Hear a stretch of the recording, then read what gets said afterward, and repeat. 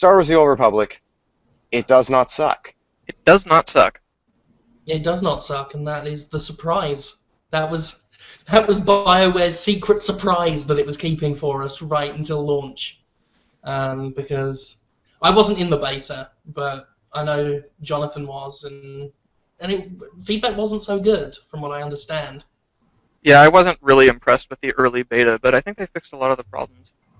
It seems much smoother. I'm still not entirely convinced how Endgame is going to go, so we'll see if people are still playing it in 4 or 5 months, but for now it's pretty entertaining.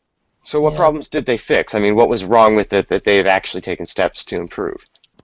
A lot of the combat balance stuff, some of the class tweaks. It's been so long since I played it, I'm trying to remember. There were a number of graphical glitches, which is obviously to be expected in a beta, but I don't know, there was something about the very early game that I just didn't find compelling, but now that I've sat down and really seen other people in the game, that's probably a part of it too.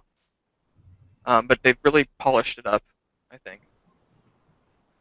Yeah, I mean, as someone who doesn't really play MMOs, I don't like the way MMOs are structured.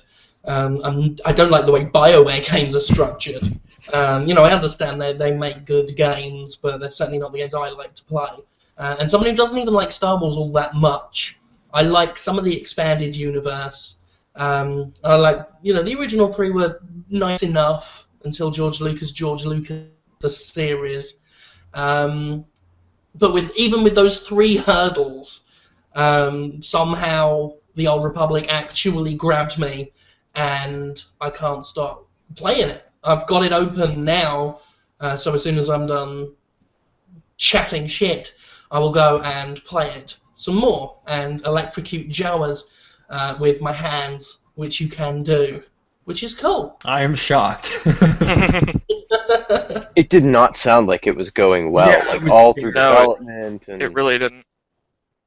And I mean, I do get the sense that they probably pushed it out a little bit faster than they would have wanted to. How much longer did it have possibly taken?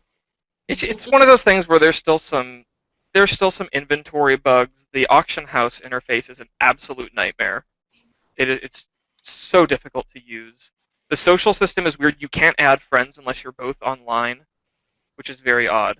Yeah, They but don't. in the context of an MMO launch, I mean, realistically speaking, we've never seen all of the components of an MMO, that were advertised work out of the gate. Right. No, that's pretty true. standard, so And I from can't what can imagine it tell- should be any different.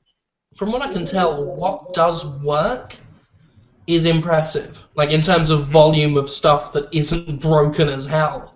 It seems, it's impressed me. I remember when Warhammer Online went online, and I heard all sorts of God. shit that went on with it. Especially as far as EA published MMOs go as well, it's going pretty damn well. I mean, I'll tip my hat to them. They did well. So, Jim, what do you think of the morality system? Because I'm kind of like you in that I do like BioWare games, but I'm not really a fan of Star Wars at all. And I think probably the weakest part for me is the light side, dark side mechanic they've tried to shoehorn in here. It just seems absolutely ridiculous to me. Maybe it's because I'm kind of going out of my way to play a contrarian character, but Yeah, here's the thing about the morality system is, as far as I can tell, it only really works if you're a Jedi or a Sith. yeah, I think so. And then because then you can be like a Sith who's trying to do the right thing, or an evil Sith, or go the dark Jedi route, these kinds of things. I love the morality system, not because I give a shit about any of the moral choices, but because the dark side choices for my character, which is a Sith Inquisitor, are just fucking brilliant. Just absolutely brilliant. Like, complete monster territory. And I think the character I'm playing is possibly the most evil character I've played in a video game, or even counting actual video game antagonists.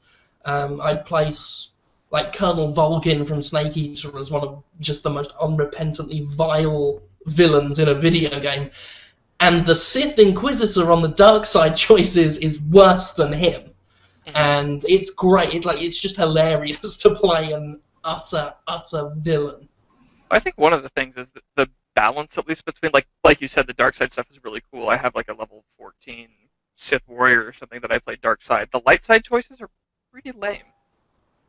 It's mostly refusing to do anything you've been told to do. Yeah.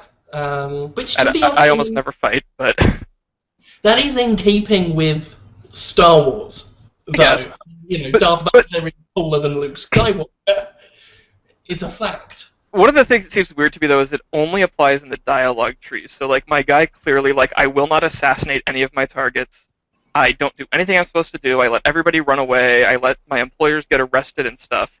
And then I have a quest where I have to go steal a ship, and I just go in and slaughter an entire space hangar full of employees.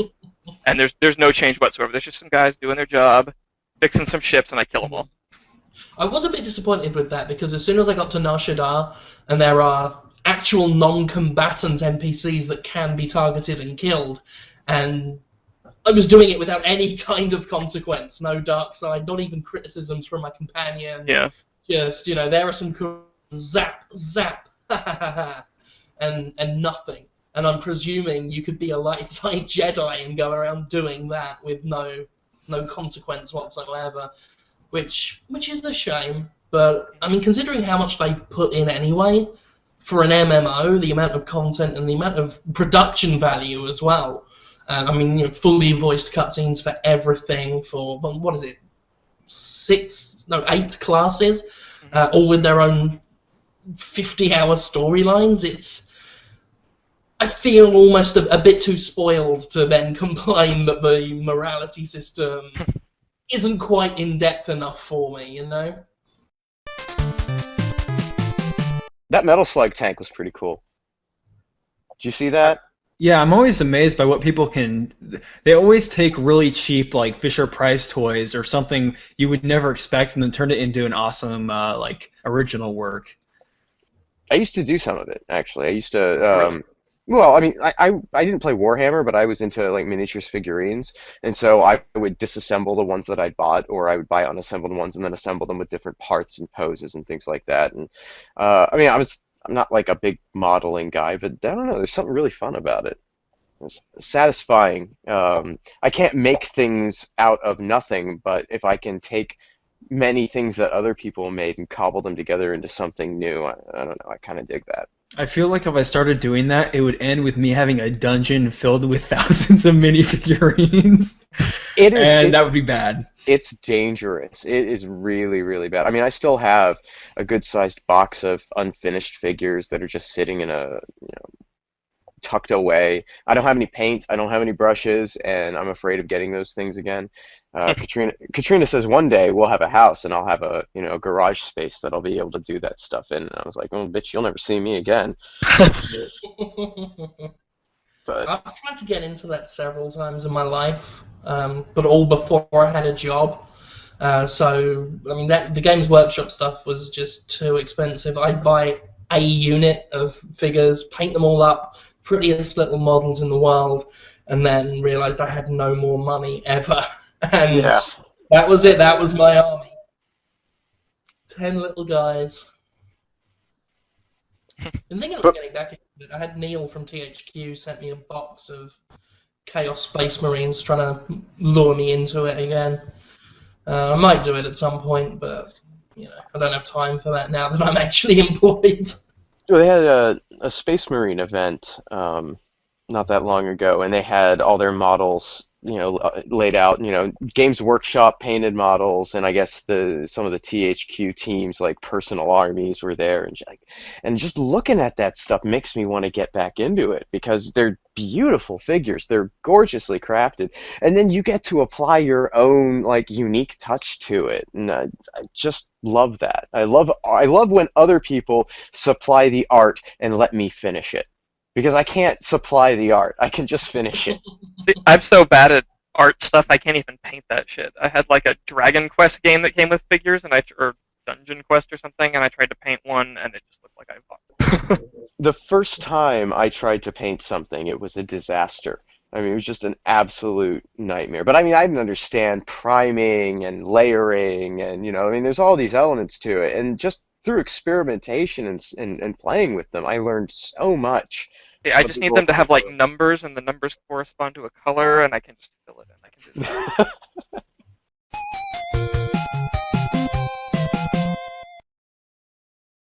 I'm convinced that I break every single recording I'm a part of.